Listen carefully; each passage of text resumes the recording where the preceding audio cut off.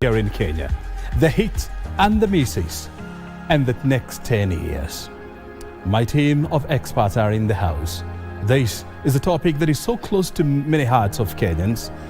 And of course, we shall be looking at what do we need to do to strengthen devolution in the next 10 years and beyond. My name is O'Brien Kimani. You're right on time for the most intelligent conversation this side of Sahara. This is the Scorecard. We are live from Broadcasting House, and we are in the company of Marie Yambo. She's going to share with us some very interesting data about devolution in the last 10 years and what we need to improve on. And as we say, numbers do not lie, because at the end of the day, they are stubborn. Marie Yambo, what are the numbers telling us tonight? Thank you very much, O'Brien Kimani, and thank you also back at home for joining us. This is indeed the Scorecard, and just as O'Brien has already alluded to, we are celebrating 10 years of devolution. What are the hits and misses of devolution? So let's get to the basics of devolution. Definitely, the promulgation of the 2010 Constitution is what gave birth to devolution, introducing the 47 counties system of governance. And then when we look at the objectives of devolution, in Article 174 spells out the objectives of devolution, which include to unlock Kenya's economic capability, reducing inequalities and discrimination. Remember, there are some counties which have been, marginalized, and so devolution was brought in to see if at all they can actually be supported to be at par with the other counties, promote gender equality and increase access to quality services, just bringing services closer to the people and addressing youth unemployment. So that is a question we want to put across to our guests today. Has devolution really, created employment for the youth? So that is one of the issues that we'll be tackling in today. Bringing resources closer to the people, promote democratic and accountable exercise of power. Definitely with the county assemblies, people are now able to exercise their power closer home. Now, when we look at devolution milestones, just to touch on a few, we have the human resources for health. There is also agriculture, which is devolved. Education in terms of the ECD is also evolved. But looking at the human resources for health, O'Brien, out of the 190,000 employees in the health sector, that is the doctors, the nurses, and all that, 125,400 of them, which makes about 66% of the health workers, are actually employed by the county governments. Now, the county governments have also recruited approximately 107,839 community health volunteers. Now, community health volunteers, generally what they do is to offer services right at the village level. That is the primary health care. Now, more than 20,000 medical oxygen cylinders distributed across all the 47 counties, including establishment of 22 oxygen plants. Now, in the pre-primary section, which is a devolved service, enrollment for pre-primary education stands at it has increased to 2,979,106 in 2022 compared to 2,845,265 in 2021. There's also increase in primary centers. Generally, those are classrooms, from 46,671 in 2021 to 48,412 in 2022. ECD teachers employed 79,864. Out of this 79,864, 54,637 are employed by the counties, while 25,232 are employed in the private sector, translating to a pupil-teacher ratio of 41:4. I don't know whether that's good news, O'Brien, but we'll be getting to know from our guests also. So when it comes to financing, so far in the last 10 years, 2.9 trillion shillings is what has been disbursed to the counties as equitable share. This is normally from the national government.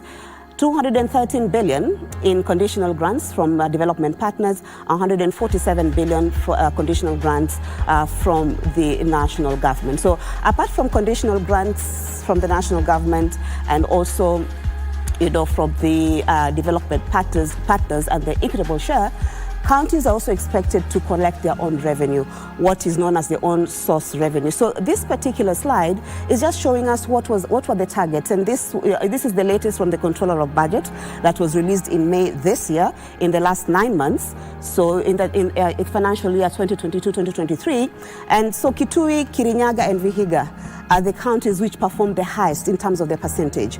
Now, 400 million is what Kitui County had targeted to collect, but the actual collection stands at 338,546,86. Now that makes about 84% of the collection. Vihiga 284,773,000. So 208. They collected 219,241,295. This is according to the county treasury. Now, when we look at this slide, is showing that a whopping 22 counties failed to meet their targets, or at least performed the lowest, starting with Kwale, Yambo, Kisumu, Kakamega, Taita Taveta, Busia, Nairobi. These are just a few because there are 22 of them. But I think for me, O'Brien, what stood out is Nairobi. So Nairobi, the target was 17 billion shillings. That was the target for Nairobi to, collect. But it ended up only collecting 7 billion shillings. So that's a very big gap. So it's one of the counties that actually has performed dismally in as far as on-source revenue is concerned. So those are some of the statistics that I was able to collect for you today. So hope it also brings insights to you back at home, just to see how devolution is working. Is it working or not working? So our question of the day today is, has devolution worked for you? How has devolution worked for you? That is our question of the day. And we'd like to hear from you. We'll be sampling some of your views within this broadcast. McBride Shinachi on Facebook is saying, despite opening room for corruption in my county Kakamega, we have something to celebrate. So that is McBride Shinachi saying. Miriam Daki Sam says it has improved many sectors. Devolution is key to develop marginalized places. Congratulations for the idea. So we'd like to sample some of your views. So get talking to us on Facebook, on Twitter, and we'll be able to get back to you right in the middle of this program. So Brian, I hand it over to you for the insightful discussions. Very good indeed, Marie. Thank you very much indeed. The numbers there telling a very interesting story. A very compelling story. And that's why we just want to focus on the state of devolution 10 years on. Remember, Kenya embarked on this new system of governance back in the year 2013. And so it has been a case of trial and error. There has been a lot of successes and, in the same breath, a number of failures. And so the question is, how do we learn from our failures, implement the changes, and of course we move forward? Because as we say, those who never learn from history are bound to repeat history. Well, tonight we are in the company of great men and women. Marie Yambo is part of this conversation, and of course Professor Fred Ogola. He's always with us, and tonight he's joining us to help us put this conversation into perspective. Fred, thank you very much for your time. Thank you, Oba. Asante sana. Yeah, next to Fred Ogola, we have Whitney Misheni. She is a political economist, a regular face on this show, and she's joining us tonight. Asante sana, Whitney. Thank you, Brian, and a good evening to your viewers. Very good. And next to Whitney Misheni, we have the chair of the Intergovernmental Technical Relations Committee. This is the link between the national and the county government.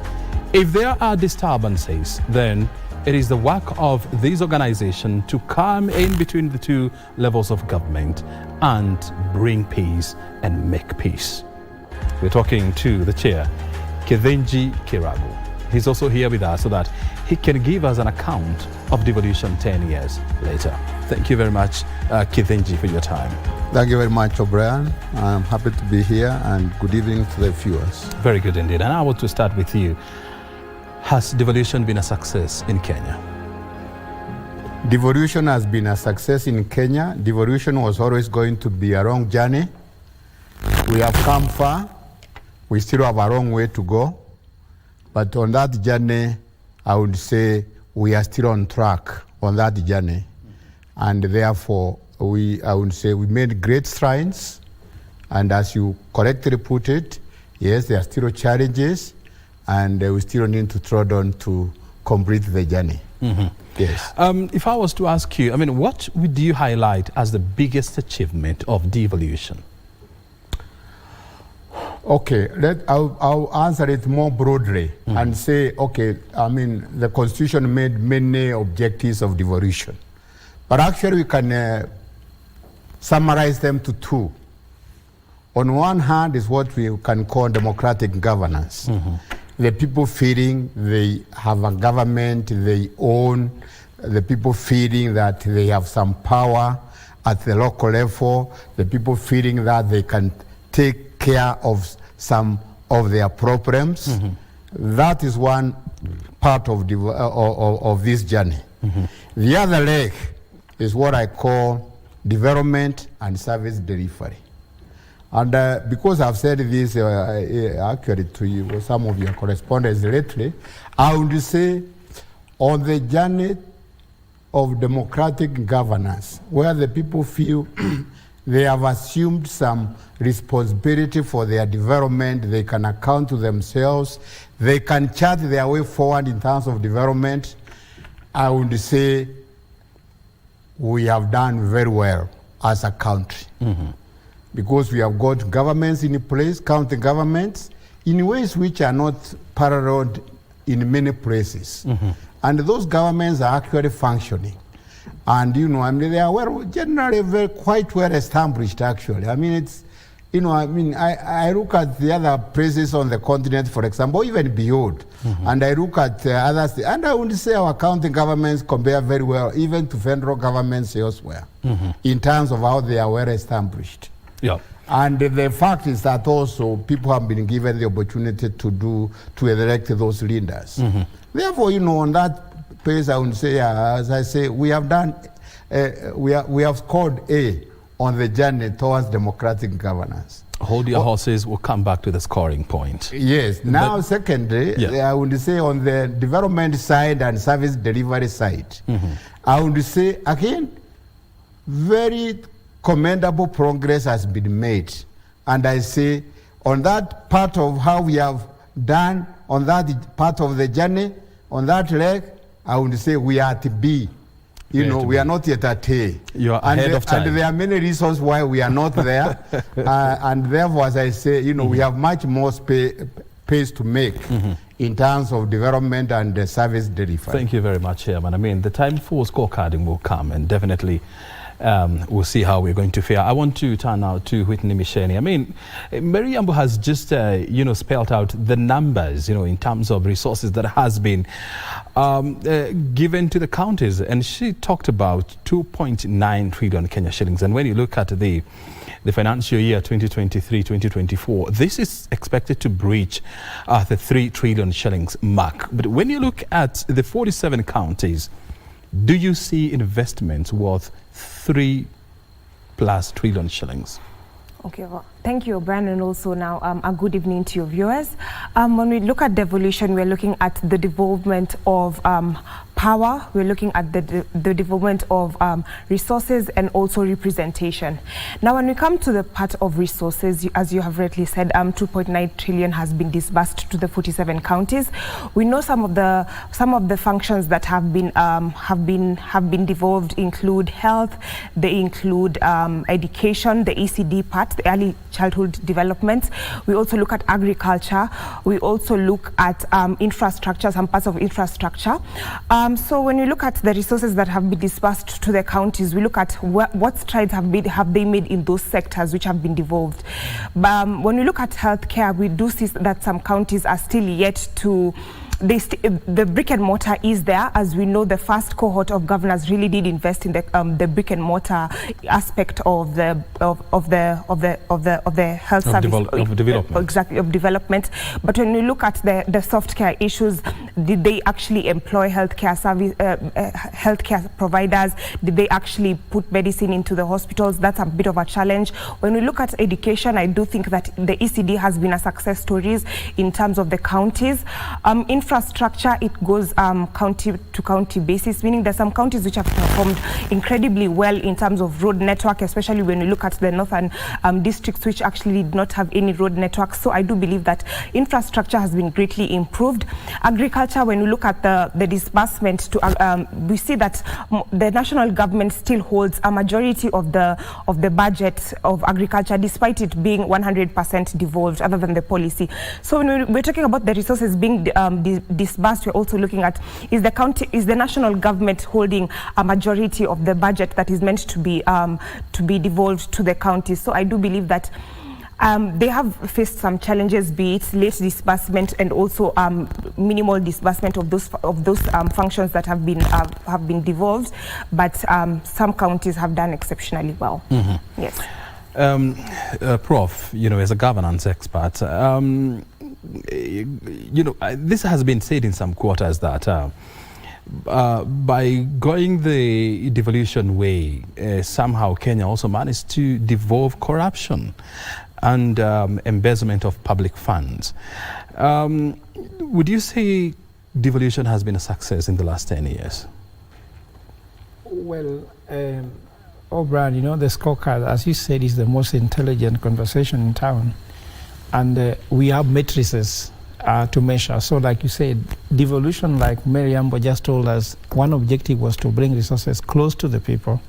And Whitney has talked about bringing these resources close to the people. Also representation, at the same time actually development, because remember there was a lot of skewedness in development in the country, and that's why devolution came by. Mm-hmm. So according to me, the 2.9 trillion which has been devolved to counties, there is something that you cannot understand this figure before you understand another figure.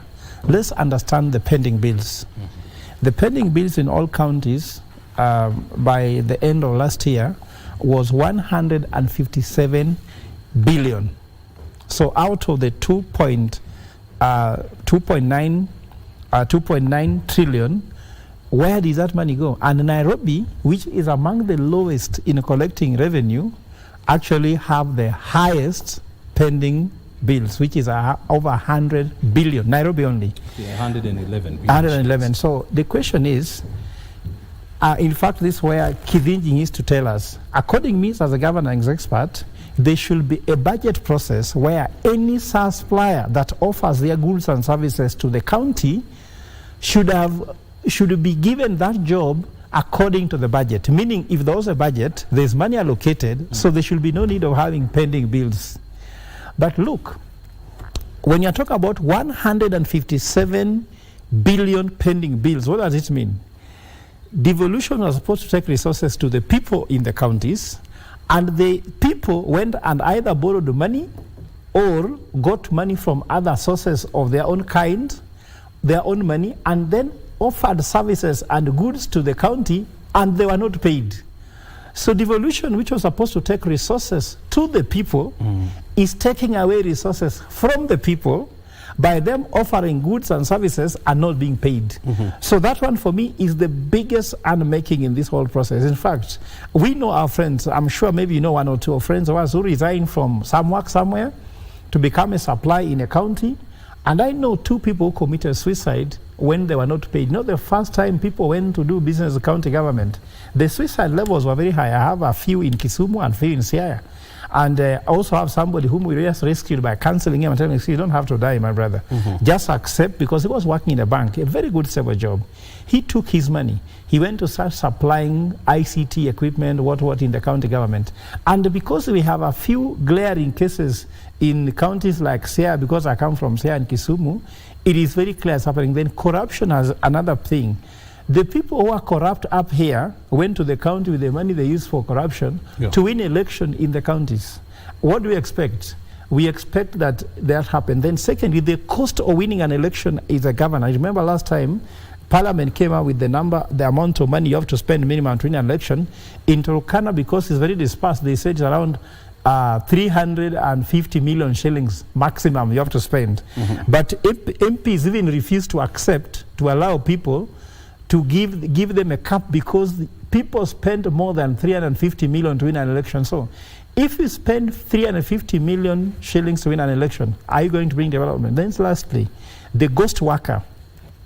In Kisii, it was stated that they lose around 2.5 billion shillings annually to ghost workers. And we did extrapolation and found out that in the 10 years of devolution, county government has lost a whooping 840 billion shillings to ghost workers. So any governor who goes How did you recycle, arrive at those numbers? actually the Kenya Revenue Allocation Survey has provided that data. By who? The Kenya, is it the Commission for Revenue Allocation? For Revenue It is there, it's there. Do you have such numbers, Kithinji? There are numbers, yes. But are they as big as, Prof is alluding to? Well, if you think about it in terms of the salaries which all those ghost workers would have received, remember again we are talking about 10 years, and it talks about hundreds of maybe ghost workers in some counties. Yes. But we must also remember that the issue of ghost workers is not only a challenge to the county government; it is also a challenge to the national government. They inherited it. That's what devolution. Devolve corruption. So they were best students of the national government where corruption was. They devolve it downwards. And for me, that is the biggest challenge. Then the other thing which is good to point out here is that the government has devolved certain functions, but without proportional resources. And to talk about it is healthcare. The Ministry of Health receives a budget, and 30% of the Ministry of Health's budget goes to the counties. 65 remains in national government, yet healthcare is 100% devolved. My question is, what are you doing with this money here? So you find there's a CSC Health in Siaya or Kisumu or in Homa Bay or wherever, but he has a position. And as Whitney said before, they don't have equipment, there's no bed, they don't have doctors, they don't have nurses. So what exactly are they doing? They're just like Minister for Health, but no health. Very well. I want to hear this from, even as you respond to what Prof has said. The way we rolled out devolution, we took a big bites, and there are risks to things because you risk choking. Do you think that the way we embraced devolution in this country was the right way to go, or probably maybe we should have embraced the phased out approach? I'll come to what you just said, but let's first of all agree one thing. Prof, with all due respect, some of the points you made may not be entirely correct. Please highlight health, for example, is not 100% devolved. In fact, one of the misconceptions is that there is anything which is 100% devolved. Because although there are specific aspects of health and agriculture and so on which are devolved, let's remember that we are not in a federal state, and therefore, for example, and the Constitution is very clear on this one, policy, legal aspects are national. They remain with the national government. Yes, those ones are not devolved. And therefore, the most critical thing is for the two levels of government to work well together, that they have agreed a policy, they have agreed a strategy on how they are going to transform health, for example, and they can work together to achieve it. And I would say a lot of just some clarity here, and it is well appreciated the fact that according to the Constitution and the separation of powers, the national government is supposed to be in charge of legal and policy issues when it comes to health. But can you also help us understand what does the law say in terms of the management and running of referral hospitals? It is very clear, there are for 6 referral hospitals. Actually, according to the Constitution, you could have even assumed level 5 hospitals were supposed to be national institutions. But to the way things have gone, and that is where we are at the moment, we can say level 6 hospitals is what is now with the national government. Are they supposed to be with the national government? They are supposed to be the national government, including aspects to do with research and so forth. But again, even where, for example, primary health care is devolved, There is an aspect of it which is national in terms of, diseases move beyond boundaries, for example, infectious diseases. So the national government cannot sit around and say, leave it to a county government to handle cholera alone when there is a risk that cholera will go to the next district.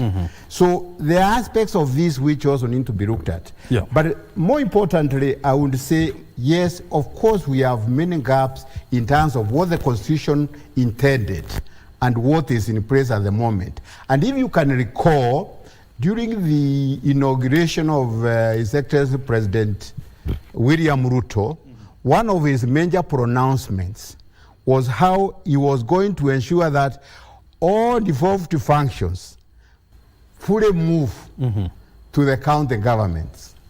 And that is work which has been going on in the last few months, and which hopefully will therefore remove part of the problem which is spoken here in terms of the national institutions, the national government, the executive, the national executive performing functions which belong to county governments. But that now also has to relate to the question which you posed to me, which was about whether the big bang was the proper way to do it. In many ways, I would say the big bang surprised many people. And there was a lot of trepidation on the part of even development partners in Kenya. I still remember there was one major publication by the donor community, World Bank, Australia government, and so on, called Devolution Without Disruption. That if we are going to do a big bang, we are going to do a major disruption. And I must say, actually, in many ways, we have surprised ourselves and our partners in terms of how that big bang probably worked best for us.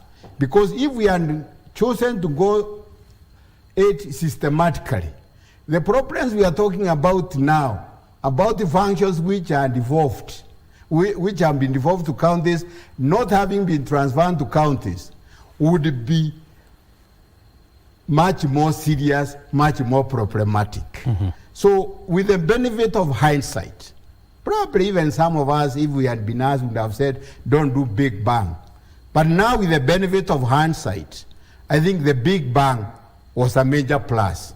Otherwise, we would still be arguing between who is moving where, and I can tell you, literally, one of the major assignments which my organization, the Intergovernmental Relations Technical Committee, has just completed is just the transfer of libraries alone.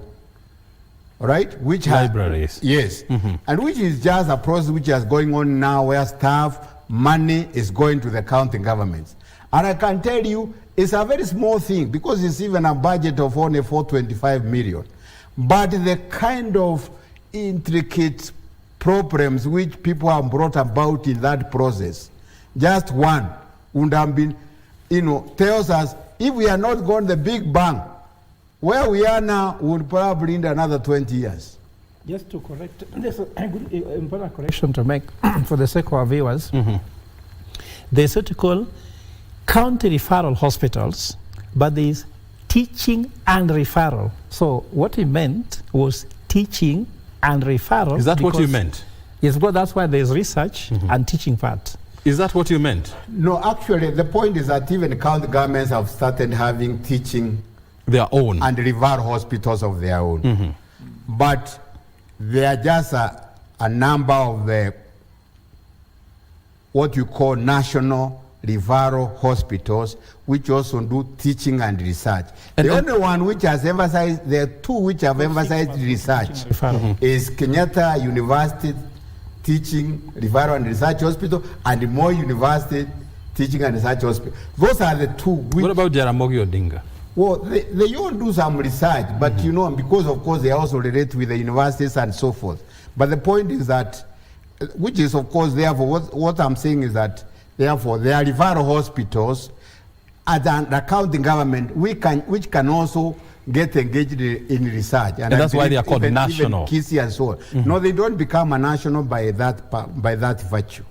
They become virtue by being, at the moment, level 6 hospital, referral hospitals.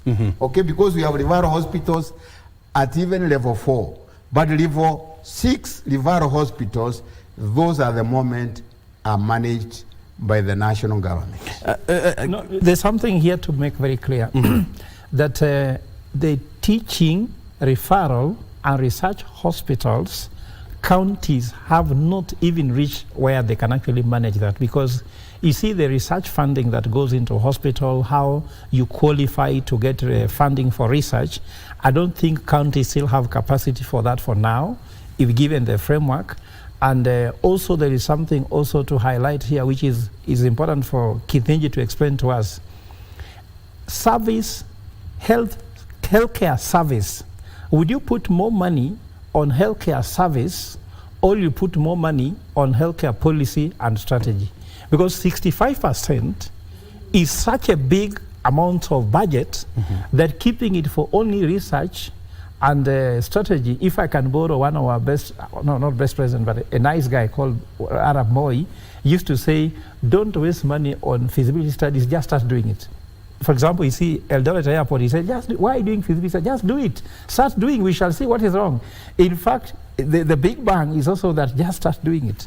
Just start doing it, then we see it. So you start and then you learn in the process. You learn in the process. So he was not very good advocate of these spending so much money on doing research, strategy, policy, yet people want healthcare, they want drugs, they want medicine. Now, if there's a hospital in Kiambu, which has no medicine, but there's money in research, so this research is leading to what? What is your question? No, I think so my question is, why should you spend 65% on strategy and policy, while 35%, not even that. Where are you getting 65%? But that's the figure. No, okay, let me explain. Figure from Let's give him time Prof, to. I did not want to suggest that the money which is at the Ministry of Health and Budget is for policy, research, and legal work. No, because the facts are that the Ministry of Health has continued to do some of the functions which belong to county governments. And therefore, when those functions go to the county governments in the work we are doing now, the money will move from Ministry of Health to the county governments, okay? So the money is not in the Ministry of Health or even Agriculture. The money they have is not the exclusive of policy and strategy and so on. It is just the fact that some of the functions which they perform now, for reasons which some of them can explain, for reasons which maybe to some degree has to do with resistance to devolution or fear of disruption of services. For those reasons, the ministries have remained to do some things which they should not be doing, but which should go to counties governments. I that is what I've just said. I want to bring in. What I've said is that there is work which has almost now reached its watershed in terms of the transfer of those functions and the resources budget associated with it from the ministries in the national government to the county governments. And that's what His Excellency the President has directed. Very well. I know you wanted to say something, Whitney, before we take a short break. Can I give you 1 minute to say something? Okay, I was just basically summarizing this whole thing as one of the biggest challenges in devolution has been the duplication of the beat personnel or beat resources in the county and the national government. As he's rightly put it, we are paying some people in the counties to actually do, probably like in healthcare, we're paying people in the counties to do jobs which are being done in the national government, but as in the constitution, it's being meant to be done by the county government. So I think this is just a whole issue of duplication of resources and personnel in the county government and the national government, because we know that in the national government that there are some people who are still centralists. They don't believe in devolution. So it, as he's rightly put it, there's some people who still have that mentality of the resistance to devolution, which leads to duplication of roles. tolls. And I mean, like, in the interest of time, we'll take a short break because we still have some bills to pay, and then thereafter we shall come so that you can make your own interjection. If you were just watching us, we are live from Broadcasting House, and we are live on Scorecard tonight. Our focus is on the state of devolution. We are the company of, let me get you, Kithinji Kirago. He's the chair of Intergovernmental Relations Technical Committee, as well as Whitney Misheni, a political analyst, a political economist, as well as Professor Alfred Ogola, who is a governance expert. We are taking a short break, and thereafter we'll be back with more conversation. Your company is well appreciated.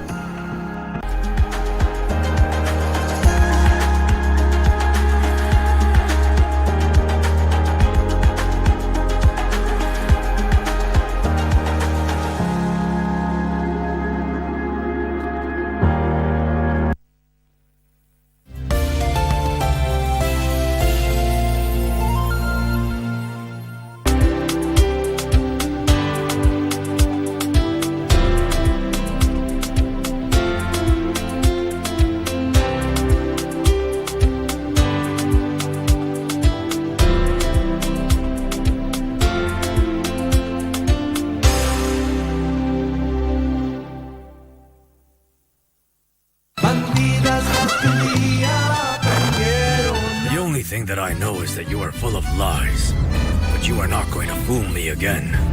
And don't you even think that you're going to come out of this one alive. Where are you? Tell me! You should at least face me, you darn woman! Don't you look at me like that, Karina. I know that you're expecting Rodrigo's baby. I want us to take advantage so that we can fix a pending issue that we've had for many years. Our divorce. Oh, you can forget about it. I'm not signing it.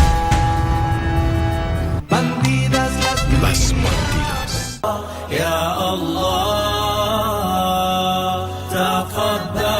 Tusiwe ni wenye kuhukumiana na tusiwe ni wenye kujaji wengine, yani kuambia tuwa encourage watu katika kufanya ibada na kuomba msamaha na kurudi katika nyumba za Mwenyezi Mungu Subhanahu wa Ta'ala. Na vile vile pia mja anaweza kutekeleza vitendo vyema sana mpaka akawa karibu sana na janna, lakini akatenda kiovu kimoja ambacho kinampelekea kupata adhabu ya Allah Subhanahu wa Ta'ala na kuingia katika jahannam.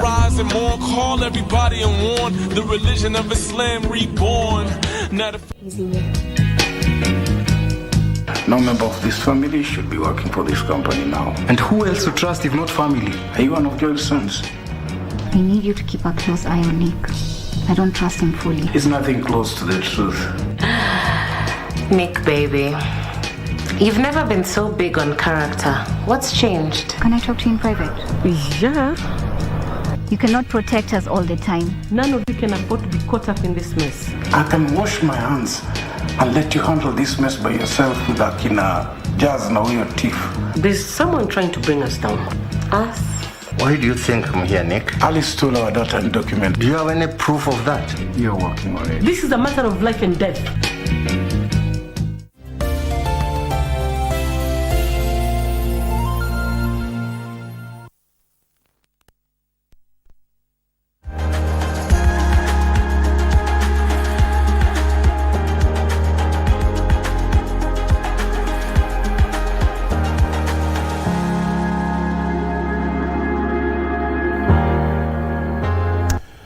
Man, oh man, welcome back. You're watching the Scorecard live from Broadcasting House. About 30 minutes down the line, we continue with this conversation, the state of devolution in Kenya, 10 years on. We now want to go back to the scoreboard and have a look at what are Kenyans talking about. Instead, in regard to devolution, Mary Yambo, you want to take us through the comment section? Yeah, indeed. Thank you so much, O'Brien. And the question we had asked is, how has devolution worked for you? So your comments are coming in fast and furious. We have Abu Mahmoud Gamoyo, baadhi ya huduma kugatuliwa imekuwa afueni, so for him it has worked. Rotich keeps Evans saying, paying motorbike sticker parking fee, etc., additional tax has not worked for me. So he has, reservations in as far as devolution is concerned. And then Mark Mamba says it's just fine, but not what we hoped for. So Brian, those are some of the comments which are coming in. So keep them coming. The question is, how has devolution worked for you? That is our question of the day. I'd like to ask Mr. Githinji, when you talk about, devolution and county governments, the health sector, can I say has been quite vibrant in terms of, doctors going on strike and all that. I'm wondering how the intergovernmental relation has, tried to bridge that gap in terms of, between the county governments and the national government to be able to, can I say, bring a standard, payment, because I think that some of the disparities which are there, some countries are paying better than others and all that. And the other question that I would want you also to discuss with us is it time for us to have the Health Commission, just like the way Teachers Commission, the teachers have their commission, the TSC, because that is one of the things that the doctors have been pushing for, to enable them, cater for their needs and all that. So that is to you, Mr. Githinji. Okay, fine. Will you allow me to say something about something we talked about before, and I'll come to this? Yes, about, sometimes we talk about the problems in the county governments as if we had a Nigerian government before county governments came. The problem of, for example, of corruption, is not particular to county governments. In fact, it is a problem of the people of Kenya. It's not a problem of county governments. And I would say, even if this money even if we are not devolved, probably there would still be corruption. Not only that, this time the corruption would be taking the money out. At least if there is some corruption in the counties, because I know there is some, most of the resources are not big enough to be taken out, the development takes place in the country. So, so let us also see these things in their right proportion. Let's not forget where we came from. And corruption is the national problem. And even for health. Or even, it is not like we came from a very good health system and it has corrupted in the hands of the county governments. No, it was much worse. Because actually, and I think it is a point which Prof had posed in our conversation, that there are places where they had no hospitals, where they had no doctors. And they have visited those places since devolution. Very good. And now they have hospitals, they have dispensaries, they have doctors, and they never had them before. And they used to feel like they were not part of Kenya in terms of those kind of facilities. Very well. Therefore, we have done quite well in those things. Or even the problem of ghost workers. First of all, it is not even peculiar to Kenya, because I can say I've worked on for many governments on this continent on issues of public service management. And ghost workers have been a perennial problem. And they are even in other countries. It is not only a public problem. Those people who study audit and accounting will know what we call payroll funding. And payroll funding is a serious problem, even in big corporations, international corporations. So it is not just the government. If you are not vigilant and you are running a big organization, yes, payroll funding, which is what ghost workers is primarily about, will be there. But let's now answer the question which has been asked here by Marie, which is very pertinent, about health workers. First, let us agree, going Health Commission way is partly reversing devolution. At the moment, for example, yes, all teachers are managed by Teacher Service Commission and so forth.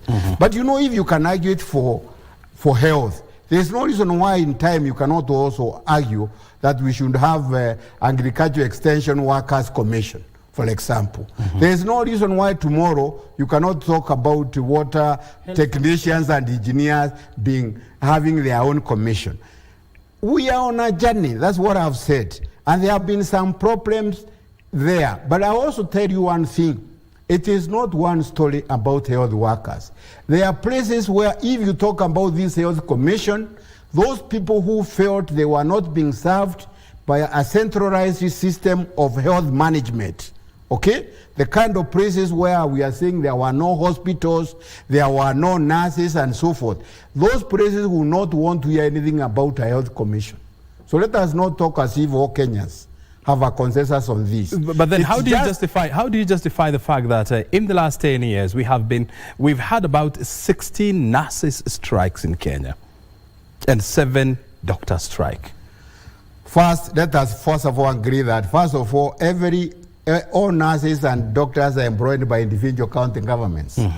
Therefore, some county governments... But they have an umbrella, well, they have an umbrella union, and if you look very carefully, it is not always that everybody is on strike. If you look very carefully, you will notice that it is not everybody on strike. But more importantly, yes, because some governors have done badly, then they make other governors also look bad, and they make the union, therefore, rally the others to support it. But on that note, let me say that this problem has been recognized. And very recently, there was a very important meeting between His Excellency the President William Ruto and all the governors, and they agreed the solution to this is not to try to roll back devolution in terms of health workers being decentralized in terms of their management, but rather by having, health workers advisory, human resources advisory council, which therefore will be looking at these problems, both from a national perspective, but also from a county perspective in terms of therefore also giving governors advice and so forth. But on that note, let us also take one very important fact, that health workers are the largest workforce, occupation group in all the county governments. The county governments have employed a lot of health workers. And therefore, even for most counties, more than a third of the wage bill of a county government go to health workers. Now, health workers also happen to be in a very sensitive situation. Therefore, even a county government doesn't receive resources in good time and is not able to pay its employees in good time. Of course, the largest group which is affected is health workers. And the group which, when it goes on strike and it becomes most sensitive, is health workers. Yeah, I want to bring in Michelle in this conversation, and I want to hear from you. I mean, when you look at the report, the annual report released by the controller of budgets. I mean, the report says that on average, counties are supposed to spend about 30% of their budget on development. That is according to the law. But on average, most counties, they don't even spend 15% of their budgets on development. Why do we have such a low allocation to development? Thank you, O'Brien. We're talking about the budget, 35% of the budget should not, above 35% of the budget should not go to the wage bill. That's one. Secondly, at least 30% should go to development. But as we look at the control of budget reports, we see that the absorption rate of the development budgets has been quite low. But we also see that why that's the case is because I do believe that counties have become employment bureaus, meaning as you've said, 35% of the budget should be not more than 35% of the budget should be going to the wage bill, but you see that some counties have surpassed that to even 60% of the wage bill going to recurrent expenditure. Of 60% of the budget going to recurrent expenditure, meaning it leaves a less of the budget to development. But we also see some governors cite the late disbursement of funds to the counties as one of the reasons why they cannot absorb the budget of development, because we've seen that sometimes we've seen that the National Treasury prioritizes the national government's projects. They take counties as an afterthought. So governors say that when the money is disbursed, the absorption rate is quite low, and also when they're trying to absorb it, probably the money has been released probably one of the few months to the end of the fiscal year. probably be it June. And when the IFMI system gets closed, probably they don't even have time, as I've said, to absorb that money. But also, it also just now begs the question of on-source revenue of counties, because sometimes we do know that counties, some of these counties have the capacity to get money for be it development or even just to service their own recurrent expenditure. But we've seen that there's so many leakages when it comes to the own source revenue. We've seen that some counties are still they are yet to automate that process, because I do not probably they're yet to automate the revenue system. There are still some counties are still understating what they collect from their revenues.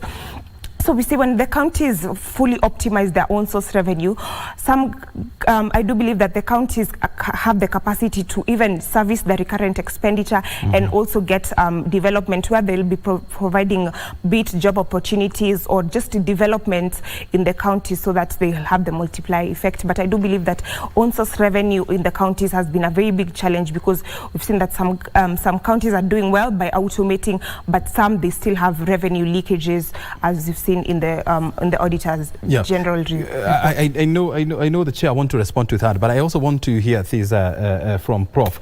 I mean, when you look at the automation of revenue collection, about almost 85% of all counties in Kenya have managed to automate their revenue collection. But why do we still have collection from own sources still at a paltry 46%? First of all, O'Brien, there's a few things here to look at. One is that the Revenue Collection Commission normally gives counties targets. They don't take their own targets. They were given. And actually, in the current budget for 2023, they were given 35% of the potential of the revenue they can collect. So when you're seeing those counties not meeting their targets, they are not meeting a target of 35% of their potential. It tells you that there's a serious own revenue collection, which is a big problem in the county. And you look, for example, in Nairobi, I would actually fault Sakaja. When Sakaja came in, NMS has got a automation system for collecting revenue. Because I'm a taxpayer here, my company buys licenses to do business here. It went poorly manual. And every governor tend to create their own automation. And this is another problem, because now why are you removing some automation and replacing their own? It tells you that the leakages here are created and actually inflicted. So there's another challenge of leakages. Forget about even the automation. The leakages of revenue is out of this world. For example, and this is something you can see, Kithinji, there's a time I went to the airport, and when I was in the airport, I'd parked my car there for 2 days because I drove to the airport, left my car in the airport, then I flew out of the country. When I came back, I was supposed to be paying something like 3,500 for parking. Then the security guard came and told me, can I give you a more recent receipt? Then we share the difference. And of course you said yes. No, I can't say yes. What I'm trying to say, can you imagine? Can you just imagine how much revenue leakages that we have? So the leakages are amazing. To what extent can you automate even the human being who is giving this receipt? So because the receipt is automated, it can record how many hours the car has been in the airport, but there's a human element. So I think we need to move away just from that automation, and also move away from when we become Kenyans who wants to collect revenue. The president has been crying about, let's collect revenue and depend on our own taxes. But if a Kenyan is helping other people to escape that payment, then we have a challenge. We have a problem. I want to hear this from Kiragu. Why is it that collection of revenue by county government still is about 46%? Well, I think partly that's what Prof has alluded to. Systems failure, that the systems are not good enough. But are they designed to fail? Back again also to but are the systems designed to fail? Let's first of all agree on the Big Bang. There was that aspect of disruption, okay?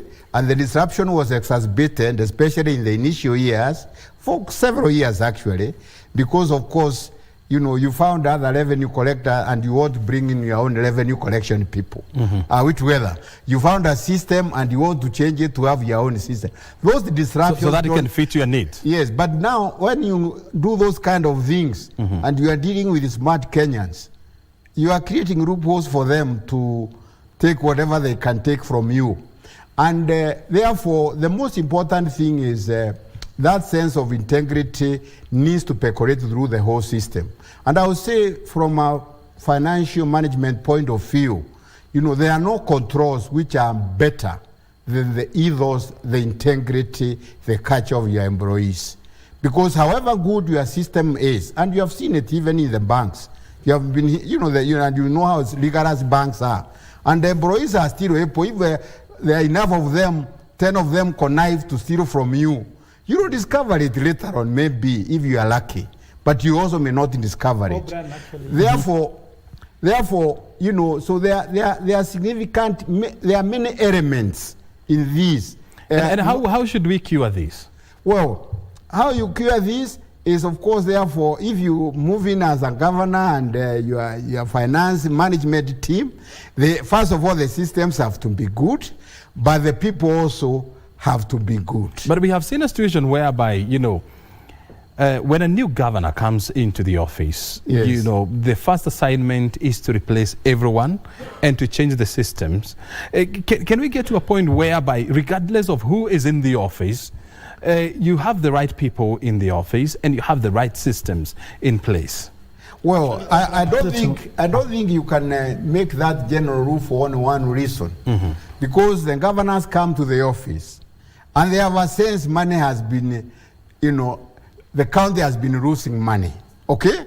And some of them very genuinely try to bring in a new system and new people. You're nodding your head. Let's be honest here. Maybe you have never been a politician, but when you are campaigning, their position is in the county, and because you have nothing to give, you promise everything. You promise for you, I'll make you in charge of the collection of taxes in the Nairobi, for you will collect in Madaraka. And these people, you come with your people. Remember, when Kidero, I can tell you for true, when Kidero was the governor of Nairobi, you could see more people who are helping people park cars. There were more lures. Let's be honest. Now you see a different language. No, I'm trying to say, because I mean, he's not here. Yes, you know, to defend I'm saying that. This because this is factual. So I'm trying to say everybody tend to bring their own people. Mm-hmm. Not that it's not working. It's about rewarding system. Mm-hmm. Ghost workers also, everybody come with their ghost workers list. So according to us, we have been proposing that tax collection, there are two things we need to do. Mm-hmm. It must be relational. Like even now we can advise the president and the state house. Instead of trying to do a lot of legislation, how can we make Kenyans own the process that the more taxes we collect, the more we can get services? So one thing. Then secondly, everyone in Kenya knows we steal money. So no one genuinely even believes they should actually pay taxes because we know money is being stolen. So reducing corruption and then being relational, and then secondly, trying to inculcate, for example, you gave me an example when you went to Germany, where you can go and you park your car on the street, no one is watching you. You put your car there, you go to a payment point, put a coin and pay, you can't pick your car, no one is inspected, and you go away. Mm-hmm. That is a level of responsibility. Here, you have everybody on the street collecting taxes. First of all, the cost of collecting taxes is too expensive. Very good. And those people want to eat. So too many people eating from taxes makes tax revenues and revenue collections become dangerous. And that's why, you know, the chair was talking about, you know, inculcating a culture of honesty, a culture of straightforwardness, and, you know, inculcating a culture of proper ethos. But also corruption is, because if you know you are collecting taxes which will be stolen, you can even say, Afadhali, let me give this guy 100 shillings instead of paying 300 shillings, because even if I pay 300, it will be stolen. Corruption must reduce. I want to let us allow Whitney to say something before we wind up, because time is really gone. I think a solution is just to, we've seen that the KRA is very effective in collecting national taxes. I think we can take the KRA officials to counties to be collecting those taxes. I think that they've proven to be very efficient, very effective, and also they're meeting their revenue targets. So I think it's time to deploy the KRA officials to counties. Very good. On that one. In 30 seconds, yes, because we have to wind up. First, His Excellency the President has actually offered to champion and support county governments to have a uniform system for own source revenue collection. Very good. So that's an important development, which has not been there before. But number two, the truth also of the matter is that there are people who have also had questions whether KRI improved their revenue collection or not. That is still a subject which can be debated. I mean, this is a very interesting conversation, and we cannot exhaust it with just one platform. So you have to allow me for us to go to the scorecarding questions, and then thereafter we shall organize to have this conversation going on. And so, as usual, we now want to go to our two questions that we are going to scorecard. And so the first question is, in terms of service delivery, how do you rate county governments? I want to start with Misheni. In terms of service delivery, I would rate counties at 2. 2. Yes, I do believe that most of the counties are still yet to get to provide proper services, be it in healthcare, be it in agriculture, be it even in something like water, which is devolved. I think they're yet to provide proper services. So you're assigning them 2. Yes. 2. What about Prof? In terms of service delivery, how do you rate county governments? I would give it a 1 because we have devolved more positions, corruptions, and we haven't devolved, if you like, resources and services. Like if you go, for example, you saw Taita Taveta is performing very poorly.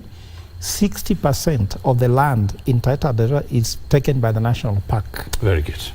What about... that's out of 5 or how many? Yeah, that is out of 5. Out of 5, I said I would give them B. Therefore, I would say I would put it at 3.5. 3.5. That is for service delivery. Yes. Yeah, very good. Then question number 2, how do you rate the rollout of devolution? Let's start with Whitney. I would give it 2 again. I do believe that even though the functions have been devolved, the resources have not followed the functions. So we see that the national government is still taking a lion's share of the budget in the functions that have been devolved. So, of course, if the national government has the resources, then it just essentially means that they've not been devolved. So 2. You're assigning it 2. Yes. Very good. Let's go to the chair. I would go to the same because actually the 2 are related, and I would say, as I said, we have made very major strides, and therefore I would still give them a score of a B. 3.5. That is 3.5 as well. Yes, Prof. On the role of the county government, I will give it a 2. A 2. The main thing here is that there is nothing like county government so far regarding the issue of service delivery, because it was supposed to do those things: economic development, service delivery, representation is what has been achieved to the highest level. So you're giving it 2? I'm giving it 2. Very good indeed. Well, gentlemen, I'm sorry, I have to rush you, and lady, but time is not on our side, actually. Let's now go to the scoreboard and get to hear more from Marie Yambo before we call it a night here. Indeed, Brian, thank you once again to our viewers who have actually been sharing their views with us. The question we had asked, has devolution worked for you? And, in as much as we have a lot of, milestones to be proud of, most Kenyans are concerned about corruption. So William Mukabano Orlando says it was total madness, opening more room for corruption. D.O. Kawa says, just to share my tax. So for him, he doesn't see the benefits of devolution. The only thing is that his pockets are getting empty and emptier. Miriam Dakisam, it has improved many sectors. Devolution is key to marginalized places. Devolution devolved corruption. That is Jeremiah Chitechi on Facebook. Joyce Njuguna says nothing, only corruption once again. So thank you so much for taking the time to interact with us. We hope to see you again next week. My name is Marie Yambo O'Brien.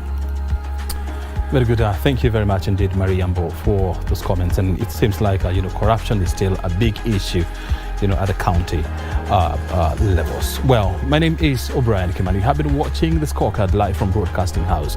We have been in the company of the chair of the Intergovernmental Relations Technical Committee. This is Kithenji Kirago. Thank you very much indeed for finding time to be with us this evening. And of course, with Nimisheni, political economist. Asante sana for your time this evening as well. And at last we have Fred Ogola, Prof, who is a governance expert, and of course Marie Yambo. Well, on behalf of the entire production team, thank you for your time. Have yourself a good night. We'll see you again on Tuesday. Otherwise, good.